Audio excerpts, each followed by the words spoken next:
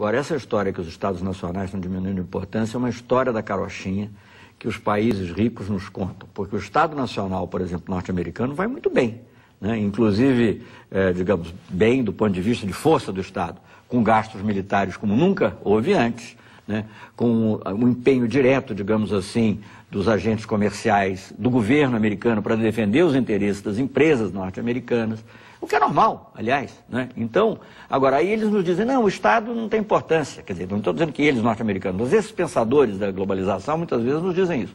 Isso é que, digamos, crê quem quer ser enganado.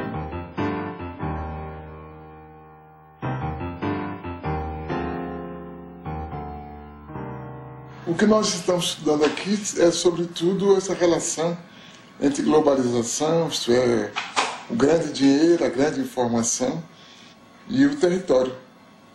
O território como matriz da vida social, econômica e política. A Boeing, maior montadora de aviões do mundo, é bom exemplo do fornecimento em rede planetária. O modelo 777 recebe componentes de 322 fornecedores em 38 países. E suas 3 milhões de peças, do rebite à turbina, são fabricados por 1.700 intermediários em 37 nações. De onde prosseguem para Everett, onde a Boeing tem o maior edifício industrial do mundo.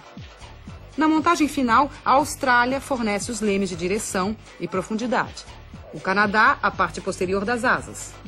O Reino Unido, os computadores primários de voo. O Japão, os lavatórios. E a Embraer do Brasil, uma peça do leme vertical. As grandes empresas são esse centro frouxo do mundo e que, escapando ao controle dos estados e que se distanciando de uma relação mais obrigatória com os territórios, acaba por lhes permitir uma ação sem responsabilidade. As grandes empresas não têm responsabilidade social, não têm responsabilidade moral, sobretudo, e é por isso que desorganizam os territórios, tanto socialmente como moralmente. O filme Corporation, dos cineastas canadenses Mark Akbar, Jennifer Abbott e Joel Beckham, denuncia a exploração de mão de obra no terceiro mundo. Trata-se de uma divisão internacional de trabalho injusta e desigual. Distribuição de mais pobreza para os pobres e concentração de mais riqueza para os ricos. A Nike transferiu sua produção industrial para países onde não há limites para a exploração de mão de obra. Contabiliza o tempo de trabalho de seus funcionários em frações de segundo. Assim, mascara os verdadeiros valores dos salários pagos. O diretor do Comitê Nacional do Trabalho norte-americano, Charles Kenahan, denuncia a divisão do trabalho na globalização, que distribui migalhas mundo afora enquanto elimina empregos nos Estados Unidos. To make this stuff concrete as possible, we purchase all of the products from the factories that we're talking about. This shirt sells for $14.99, and the women who made the shirt got paid 3 cents. Liz Claiborne jackets made in El Salvador. The jackets are $178, and the workers were paid 74 cents for every jacket they made. Alpine car stereos, 31 cents an hour. De fato, para a grande maioria da humanidade, a globalização está se impondo como fábrica de perversidades. O desemprego crescente torna-se crônico. A pobreza aumenta e as classes médias perdem em qualidade de vida. O salário médio tende a baixar. A fome e o desabrigo se generalizam em todos os continentes. A fila na Marquês de Sapucaí, no Rio de Janeiro, não é para assistir a nenhum desfile de escola de samba, mas simplesmente para conquistar uma vaga para a gari da empresa pública de coleta de lixo da cidade. A abertura dos portões revela a angústia dos que lutam por um emprego estável e seguro nesta globalização, onde os de baixo, a cada dia que passa, trabalham mais com menos direitos.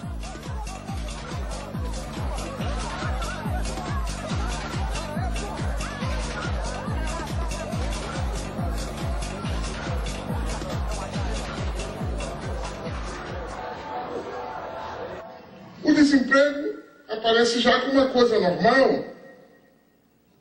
os arautos da globalização e o aparelho de Estado explicam que o desemprego é uma condição para chegarmos a mais globalização. Por conseguinte, sofremos.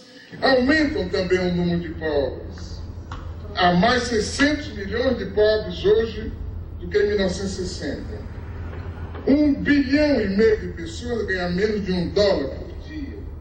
E diante disso, a pobreza é tratada com naturalidade. Alô, amigo, alô, chefia. Seu futuro não pode ser decidido à revelia. Lembra daquele tempo em que seu salário ainda valia mais ou menos 50 anos, eu diria. Alô, amigo, alô, chefia. Seu futuro não pode ser decidido à revelia. Se o presente é omisso, aí fica difícil. Tem que botar a mão na massa, dar um jeito nisso. A humanidade se divide em 2 grupos. O grupo dos que não comem e o grupo dos que não dormem, com receio da revolta dos que não comem. Josué de Castro, em Geopolítica da Fome. A gente descobriu uma coisa importante, que a gente produz muito mais comida do que pode comer. E tanto que na Europa, a comunidade europeia dá prêmio a quem deixa de produzir comida. E castiga quem produz mais do que as cotas estabelecidas. Quer dizer, a questão da fome não é a questão de produção de alimentos, é a questão de distribuição. Isso a gente viu quando de certas epidemias de fome na África e na Ásia, os Estados Unidos se recusando a dar ajuda alimentar se certas condições políticas não fossem preenchidas. No caso do próprio Brasil, se há uma parte da população que não come corretamente, isso é culpa unicamente da forma como nós organizamos a sociedade. Não é que não haja alimento, não é que não se possa distribuir os alimentos.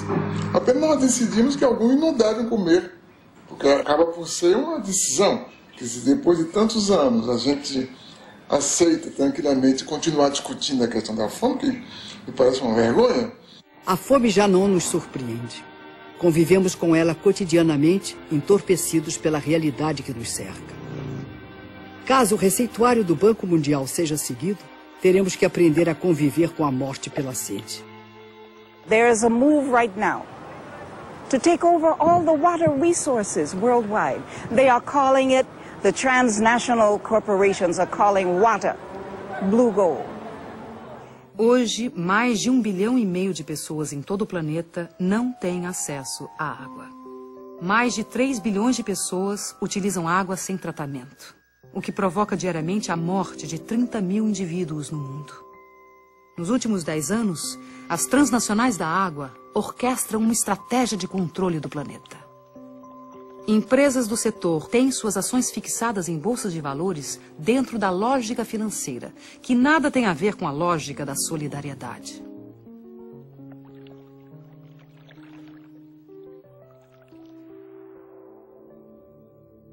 Em março de 2003,